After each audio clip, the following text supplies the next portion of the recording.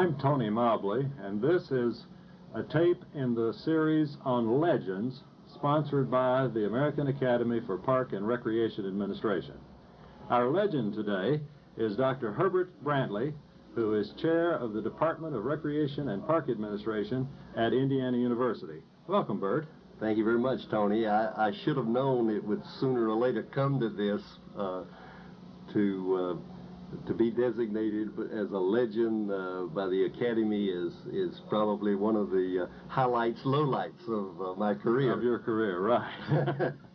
Well, when you look back on a career, undoubtedly someone has done all of the things that you have done and is now designated officially as a legend, really has some important ideas, concepts, notions to share with us. Talk a little bit about how you feel about this field and what you believe about its future.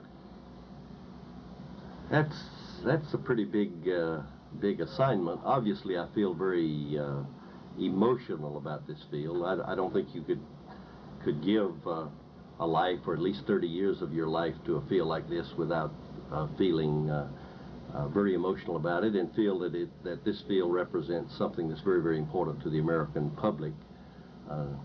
I happen to believe that it is through recreation and leisure that man reaches his highest level of existence, and I hope that I can accurately say that I've dedicated my life to being a part of that important aspect of American life and culture. Well, you come by that naturally, having grown up in North Carolina. I introduced you from Indiana, but most of our viewers will recognize that that's not a Hoosier accent that you have there. Tell us about where you grew up, where you were born, where you grew up. Well, I really consider it to my advantage that I had the opportunity to grow up on a farm.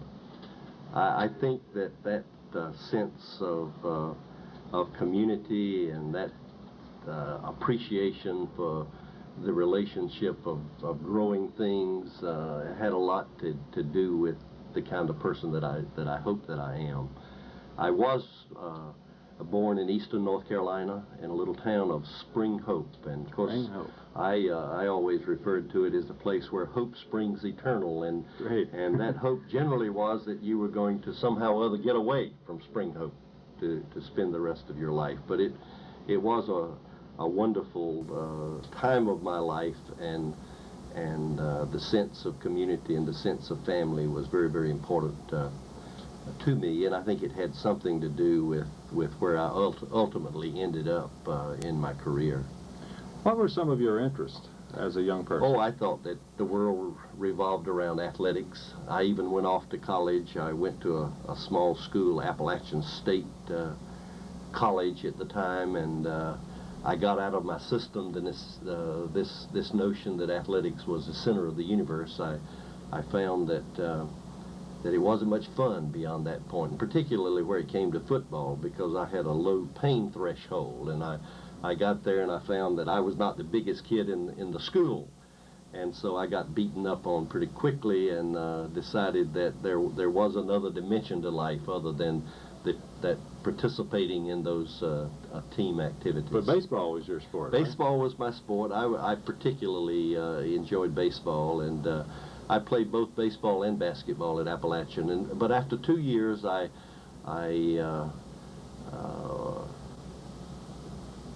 gained the hand of a young woman with whom I have lived for 41 years, and then decided that I would continue my education down at the University of North Carolina. One of the great institutions in our field in the country. We think so, and of course I did not go to the University of North Carolina to major in recreation. I went to North Carolina because I wanted to be a coach, and I ended up with what almost amounted to a triple major in physical education and in English and in biology.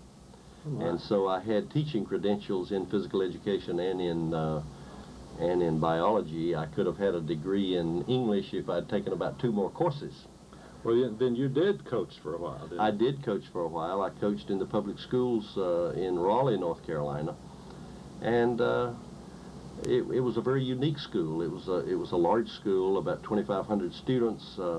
I recall that I was the advisor to one of the classes as it went through 10th, 11th, and 12th grades, and I recall that out of that particular class there were 7 Woodrow Wilson Fellows. Oh, so it was a very unique academic school and some quite outstanding athletic teams. I had the privilege of coaching 3 or 4 kids who ultimately made a living playing professional ball, and there was some great satisfaction out of that, but I guess I got the greatest satisfaction out of seeing those youngsters who excelled academically. And how'd you get interested in recreation and parks? Well, I had worked for the Raleigh Recreation Department while I was in undergraduate school at Chapel Hill. I worked in their youth sports program. In the summers, I had a position as assistant manager of the major park in Raleigh, and so my interest was certainly piqued there. And then when I went into the military, I had an opportunity to be a recreation director of a military base's athletic program, and so it was not unnatural that I would have moved toward recreation education.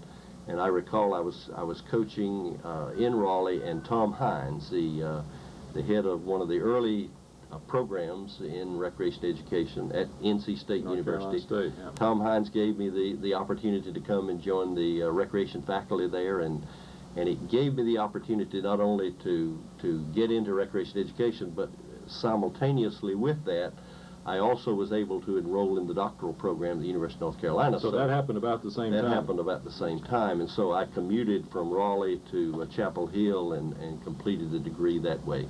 There were some great faculty members at the University of North Carolina at that time, as there are today. Yes. I should say. But talk a little bit about some of those people. Well, 2 of them certainly had an impact on me. One of them probably wouldn't admit that he was my professor, Doug Sessoms, but Doug was one of the young faculty of the day, and he and Harold Meyer were the department at Chapel Hill. So I had the opportunity to sit on a fairly regular basis at the feet of Harold Meyer, and I consider that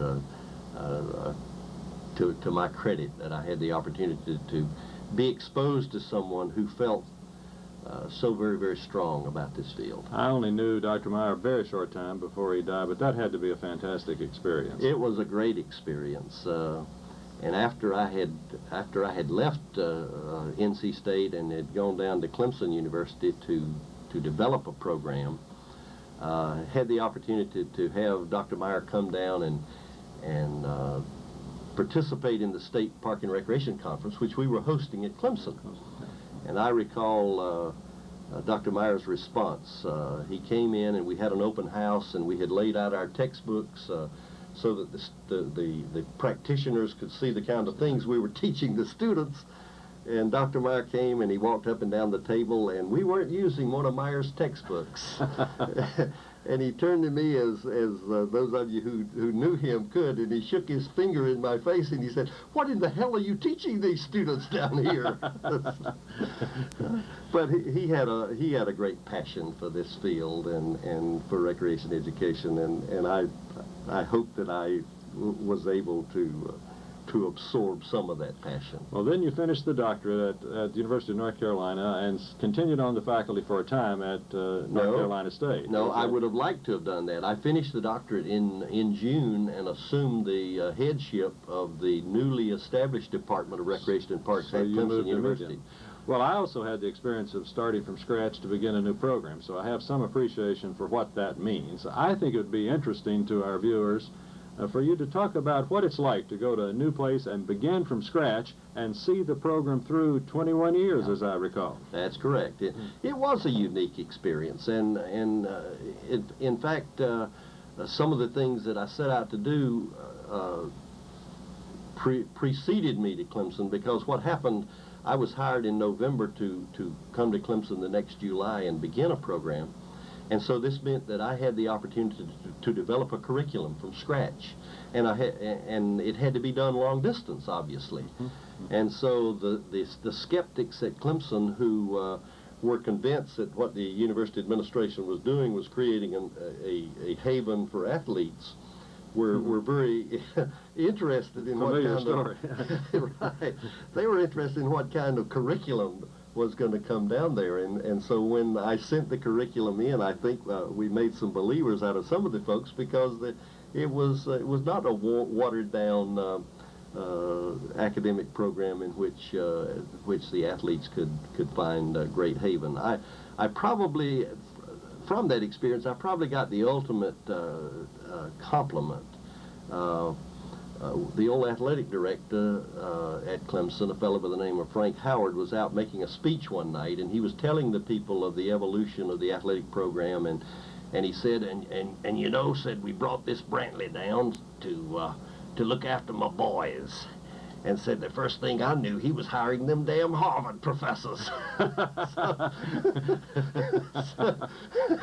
As only Frank Howard could. As only Frank Howard could say, right. But I considered that the ultimate compliment. And but the opportunity to go to a place like Clemson was unique in that it did provide me an opportunity to try to be creative, to try to do some things. I worked for a president there who in effect sort of took me under his wing, and I was his boy, a fellow by the name of Bob Edwards, who had had a long tenure there as president.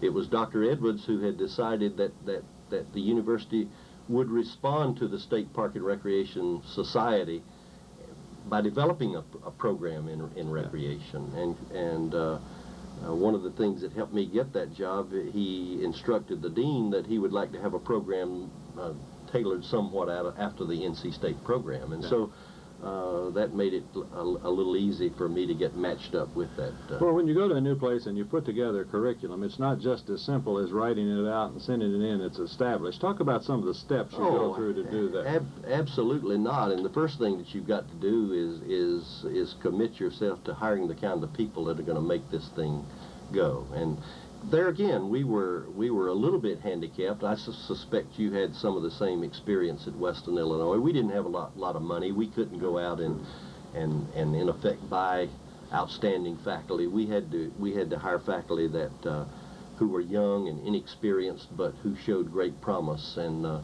that's how we put that program together. The uniqueness, not only because it was a relatively small university, but it was also in a small state.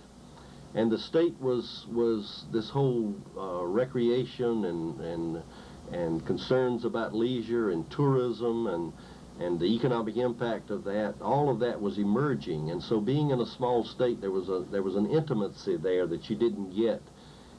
Well, even in a state like Indiana. Well, now, what year did you? We didn't say I that. went What there. year did you I go? went there in 1966. Just as this whole thing in recreation education was beginning to boom. Absolutely, absolutely. I would say that there were about 60 to 65 programs in existence when I went there in '66, and so we were on that wave of great growth, and because of the state's commitment to parks and recreation and tourism, we didn't have to sell those ideas to students who were coming to the university. They came in great numbers for that purpose. Yes. And it was not unusual for us to begin an academic year with 125 students who came to Clemson specifically to major in parks and recreation. That's fairly unusual. That is indeed unusual. Of course, the university was unique in the sense that when a student came to the university, that student declared a major program when they entered. Mm-hmm. But we found that as I talked around with my colleagues around the country, there weren't many schools where there was this advertising program to where students could even know what a career in parks and recreation was all about. That's right. That's right. Now, you started to build the faculty at that time. You started out you, and then you added. Yeah, we added. Who was your first? There were two of us in that first year. We added a third person mid-year. We added 2 additional people the next year. So when we began the second year, we had a 5-person faculty, which was somewhat somewhat indicative of the kind of growth that we experienced How there. many students in your first class? I think there was about 111, I believe, in that first class. Well, that was immediate then. You had a lot of Absolutely. students there. Yeah. Then you were there 21 years. 21 years. How many faculty members when you left?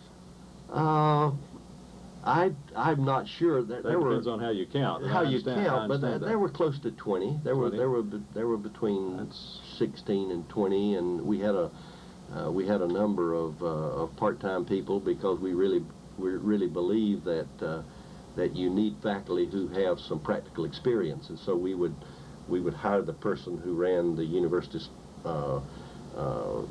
intramural sports program or the university union, and they would teach courses in our program. But you average roughly a faculty member a year in terms of growth and addition. Absolutely, that's quite true. Then you established a master's degree and ultimately a PhD program right before you left. That's right, and in fact, when we had the PhD program approved, and here again you have to understand that in a state like South Carolina that's got limited resources, to get those programs approved through the Higher Education Commission, if you will, and through the university faculty, for that matter, is no small accomplishment. I think it was to the credit of the faculty that we were able to be successful at that. We did some interesting things at Clemson. One that I'm particularly proud of, we built an outdoor laboratory that was modeled somewhat after the Bradford Woods facility at Indiana University. Beautiful facility. It's a lovely facility, and more than that, it involved people at the grassroots who bought into that program. And you had to raise all the funds for that, as I recall. And we did raise most of the funds. Now, some of it came from the state, and there again, there was some strategizing to get that, because one of the things that we did, we were providing camping programs for disadvantaged and handicapped students. We found that the governor's wife was quite interested in the programs for disabled students and disabled young people, and so we got her on our team, and the governor told the story even at the groundbreaking for this outdoor laboratory. He said his wife told him one day, said, "Don't come home today until you get funding for that facility at Clemson." And literally, it was the last day of the legislative session, and the legislature had to suspend the rules in order to get 3 readings on that budget item addendum. There might be some insight in that, because once at Bradford Woods at our facility, the governor's wife was the most influential. It pays to know the governor's wife.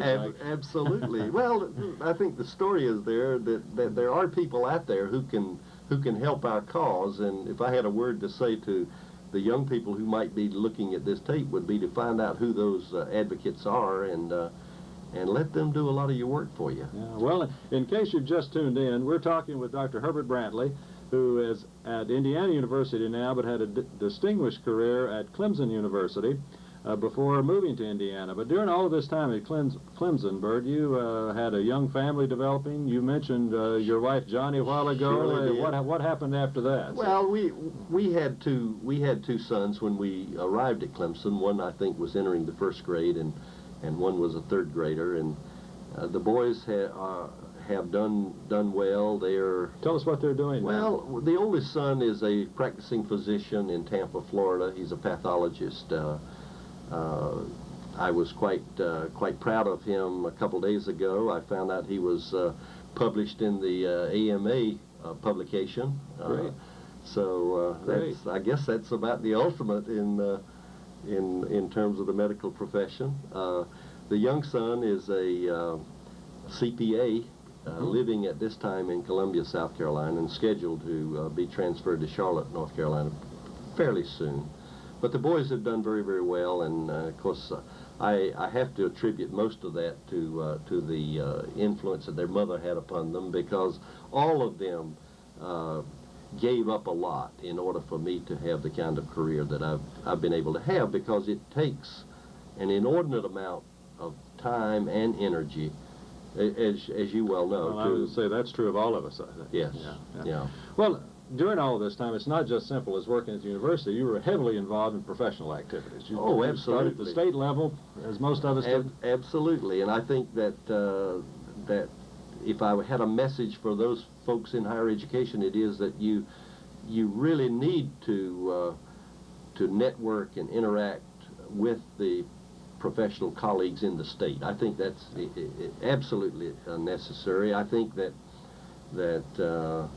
we have to understand where our advocacy comes from, and these folks can be very, very helpful. Because in my case at Clemson, there wouldn't have been a program at Clemson had it not been for the State Park and Recreation Association or Society. So I had the opportunity to work through that society and even served as president one year. The state society. Then you were involved with one of the governmental councils too, weren't you? Well, I had the opportunity. There was a period of time in which the legislation which established the Department of Parks, Recreation, and Tourism called for the chairman or the head of the Department of Recreation and Park Administration at Clemson to serve on that state commission. And I did that for a period of 4 years, and that was probably one of the very satisfying things that I was able to do, because at that point you were able to influence policy. You were able to at least have a hand in the direction which the state was going in terms of its support of parks and recreation. So that was very, very, very, very satisfying. I must tell you, though, that I was fired from that job, that the governor looked up... changed governors? Well, yeah, the state elected the first governor, Republican governor in 100 years, and so he began to look around, and I suppose I would have done the same thing, and he looked at that commission, and there were a number of people like I who were, in effect, ex officio, but who also had a vote. Yes. And so he realized that the influence of the governor's office was somewhat diminished by the number of people who sat in an ex officio position, so he had the law amended, which in effect well, you were fired along with some other people. Yeah, absolutely. Well, you became involved at the national level. We were both active when the organizations came together, merged to form the National Recreation and Park Association. And then you were very heavily involved with one of its branches, the Society of Park and Recreation Educators. Very much so, and that was a satisfying time. Of course, I considered it to my great advantage that I was able to have some interaction with the fellows who had been stalwarts in this movement, the Al Lagasses and the Joe Prendergasses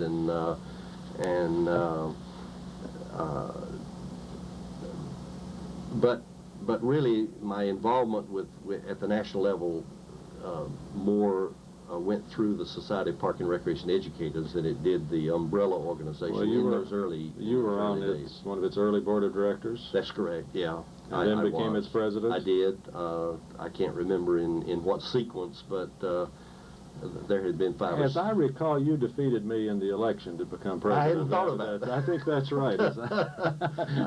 I hadn't thought about it. I don't think I would have told that. But anyway, I don't still harbor that, of course, or remember that. You were younger than I, so what the membership was telling you was, young fellow, wait your turn. That's exactly right. Then you continued on through NRPA, and I did. I had the opportunity to serve on the Board of Trustees, and probably the highlight of my career was having the opportunity to serve as president of the organization. Right. Those were good times, and but all of these 30 years or so have been good times. You were also active and are active in the Academy of Leisure Sciences and served as its president. Yeah, I think I consider that to our credit, yours and mine, that we were a part of that initial group that put that academy together. I think the academy has matured and has developed a life of its own, and we can ride off into the twilight. Oh, I could ride off. I'm not ready to do that. Right. I can ride off into the twilight, knowing full well that organization is going to survive and is going to make quite a contribution to this whole movement. And one of the highlights, I think, for both of us has been the establishment of the American Academy of Park and Recreation Administration, which sponsors this series, and you're on that board of directors now, are you not? Very much so, and probably of all the elections, that's the one that makes you feel warm fuzzies, because for an educator to be involved with the practitioners at that level of professionalism is a very satisfying experience. We might explain to our viewers that the Academy is primarily made up of practitioners, but there are a small number of educators involved. It's a great opportunity for exchange, I think. Absolutely. Very much so, yeah. As you look back over your career, you've spent essentially your entire career preparing young people to enter the field. What would you say, are colleges and universities doing that job now? Are we preparing people to really meet the needs of this field in the future? And how's that developed? Yeah. What would you say to young educators or young practitioners? I think too often when we get to this stage in our career, we tend to talk about the good old days. I think that these days are good days. Good old days are now. Good old days are now, and I think that we've got some outstanding young people coming along. I don't feel badly about, if you will, passing the torch, if that's what if that's one of the things that this process reflects. I think that in terms of the faculties that are out there, I think we have some of the brightest, most articulate young people who've ever been in this field, and I think that that the process of recreation education is in good hands. I suppose that if I were going to give some advice to young people who are considering a career in the practice of recreation park management, I would say maintain a vibrant spirit. You just, life is tedious enough, but you've got to have that zeal, you've got to have the fire, you've got to have the belief in what it is that you're doing, and then they've got to be risk takers. You just can't go through life and be successful without living on the edge. How would you assess the quality of the students that we have in our programs now who will be graduating and going into the field and working and then on into leadership positions? Well, I think that the overall student body is not too different than what that student body was when you and I came through. I think that there are some who are outstanding in terms of commitment and intellectual ability and academic performance, and obviously we still have some whom we've not reached yet. Mm-hmm. And so, of course, that's really the challenge of recreation education, is to try to reach all of those who come to us for nourishment, if you will, to reach them and instill in them this love for what it is that we're all about. One of the things, in my view at least, that has really affected, in a positive sense, the quality of recreation and park education in our universities has been the whole program of accrediting those institutions for a top-level program. You've been involved in that since the outset, on and off. You're on the National Council on Accreditation now. Talk about accreditation and its value to our programs. I think that I'm into my third term on that board. It's a labor of love, as you well know. I think you're one of those who has served 3 terms on that board. But we've done that because we've believed in it, and I don't think that our belief is necessarily predicated on the fact that we were there early in this movement. I believe that it's more than that. I believe that we have a sense of urgency. We need to assure folks across the country that there is some consistency, there is some quality, there is some stability to what we're all about in terms of providing park and recreation education. Tell our viewers a little bit about precisely what does it do? I think its major purpose, its major function, is that it makes an institution look at itself. It makes it look inwardly to see if the things that drive us are the things that that ultimately best prepare someone for a career in this field. And of course, once you've had the inward look, then you have the opportunity for an outside review process, which culminates in the review by the Council on Accreditation. So a team of practitioners and academicians go in to look at an institution's program to see if they do measure up to a standard. Absolutely, and there are some rather specific standards that are imposed on the institution, and so there is this qualified process that you don't come out with a numerical evaluation, but you do come out having identified those areas in which, based on the wisdom of folks over a pretty long period of time, on those facilities and resources and curriculum. Right. Well, as I mentioned, in my view, that probably had the greatest impact in terms of strengthening programs at college and universities of anything that we've done, and you've certainly made a major contribution to that, and I think the hope for the future in those programs is great. Well, I hope so. I did have the opportunity to be involved early on. There had been some folks who had been involved about 10 years before I got on the scene. But the actual field testing, I was involved in a couple of those early field testing programs.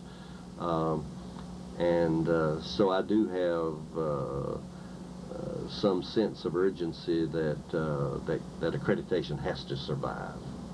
Well, it's now 1992. I'm not sure that's been said on the tape anywhere. We're experiencing some difficult budgetary times, at least, throughout the whole field and in colleges and universities. We will get through this. Future viewers may be able to judge this better than we can. But talk about the future of the field. Where are we going? I think to talk about the future, we got to talk about our roots a little bit. And I think that things that go around, come around, or come around, go around, that we tend to be cyclical. And I think that we're at the point of having arrived back at the place from which we started, and that is this whole business of being a social service agency. We sort of got away from that, and we became not obsessed, but we certainly became overly committed, in my judgment, in building facilities. You can't cut ribbons on programs, but you can cut ribbons on buildings, and so buildings and facilities and parks became an obsession with us, and there was money to do that. With the Land and Water Conservation Fund stimulated a great deal of that, and but now I think that the very same things that caused recreation to emerge in the beginning, and that was a need to help solve some of the problems of the inner cities. I think we're back to that same stage where we've got to go back and rethink our programmatic thrusts to see what it is that we can do for those youngsters who are disadvantaged, for the elderly, for those who don't have access to our parks and our recreation facilities. Well, the country seems really concerned about the quality of life for all of our citizens. That's really our main focus. How do you see the dichotomy between the lack of support and this issue, and is this a temporary thing, and where will we go with that? Well, in some of our problem, I think, is that we have not sufficiently articulated to the citizens of our communities, and particularly to the leaders of our communities, what contribution we make in that whole notion of quality of life. And I can understand when the council or board sits down and they address questions like water and sewer and solid waste disposal. I can certainly understand why those are considered critical issues, and so we sort of get pushed over on the side a bit. But I think if we were to put more of our energies in interpreting what it is that we can do. We went through a period of time when it was not the thing to do to talk about the relationship between recreation and delinquency, as if, and I think we have to get back to that to show that there is data out there which support the notion that the availability of recreation activities will show a diminish, will have an impact. Absolutely.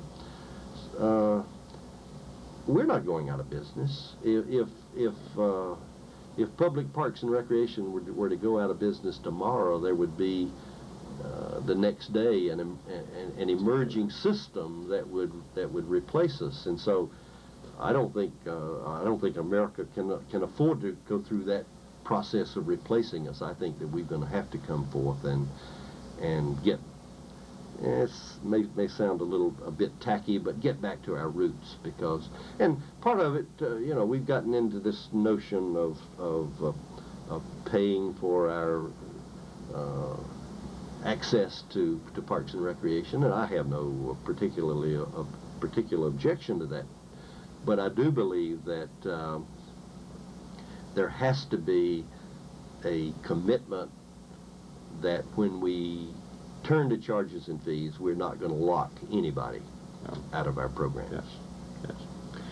Let's then step back to the university environment again, as you look at this environment in the public sector, and think about our preparation of people to enter the field. Now, as we worked through that process, one of the great discussion points over the years is how a faculty member at the university can really prepare a young or a student and a young professional to go into the practitioner side of it.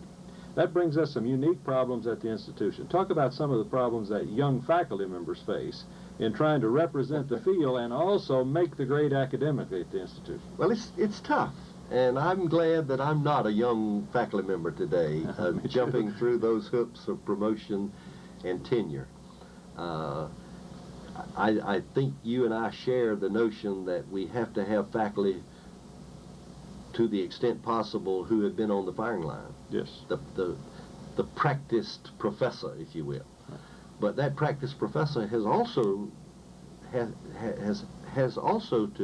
have the tools that are going to enable him or her to jump through those hoops that the university places before them in terms of promotion and tenure. Talk about some of those hoops. What are those things they have to do? Well, of course, we suggest that the university suggests that there are three areas of performance. One having to do with teaching, and of course, you and I have seen institutions in which teaching has been talked about as being important, but then in terms of the reward system, it has not taken a very high priority. And then, of course, the service, and service is very difficult to measure, but the one measure that can be reduced numerically is that of publication, research, and that's the hook that is going to detract that young faculty member from providing the same level of service to the professional organization, providing the same level of service to the constituents in the state. Well, our people have always been very service-oriented. That generally isn't a problem. We come into this profession because of our interest in people and being of service, and generally because of an interest in teaching students. Right. It is the research side that has been a problem for us, and I think that really goes back to the relative youth of the field, and the research program has just really begun to really emerge. Talk about how you see that going. Well, yes, and I'd like to say, not boastfully, I think you and I have had a hand in addressing that problem for the young faculty member, because when I came in, and you to a lesser degree, when we came into this business, there were not many outlets for publishing our research results, and so now we have the Journal of Leisure Research, which we certainly had the opportunity to be involved in, and then the Journal of Park and Recreation Administration, which increasingly has taken on again, a life of its own in terms of being a research. Well, the Journal of Leisure Research and then subsequently the Journal of Leisure Sciences really have become much more academic in their orientation, and I think the Journal of Park and Recreation Administration has made an attempt to bridge the gap between the academic community and the practitioners. Right. I think we bridged the gap for a while, but I think by its very nature has moved more toward the basic science and away from the practitioner orientation. What would you say to our viewers about where we go from here? What is your closing admonition or a closing sermon for us today? Well, I guess it would be a hope, and that hope would be that when any of you reach the end of your career, when you get close to the end of your career, I would hope that you could still have the same affection for it that I have after these 30-some years in the business. You're a practicing recreator. What do you do for recreation? I masquerade as a golfer. I love to play golf. I think that I could play. I think that I could play every day. I don't think that that would go over real big in my household, but. Or at the university right now. No, well, at the university right now.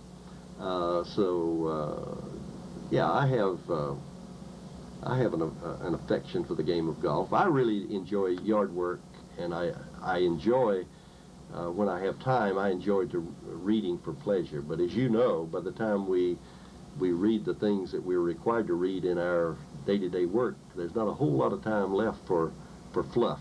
You're a novel reader, aren't you? Absolutely. Well, retirement, you're not at retirement, but it's not far off. Not far. You have some plans? You bet. I'm going to do each of those things that I've just talked about. I'm going to win the Yard of the Month award. I hope not in my neighborhood, but I'm going to play golf at least 3 or 4 times a week, and I'm going to read vociferously. Terrific. Yes, sir. Terrific. We've been talking today with Dr. Herbert Brantley, the current chair of the Department of Recreation Park Administration at Indiana University. It's been a great pleasure to talk with you, Bert. Thank you, Tony. I appreciate you being a part of this. And I'm Tony Mobley, signing off on this legend. Thank you very much.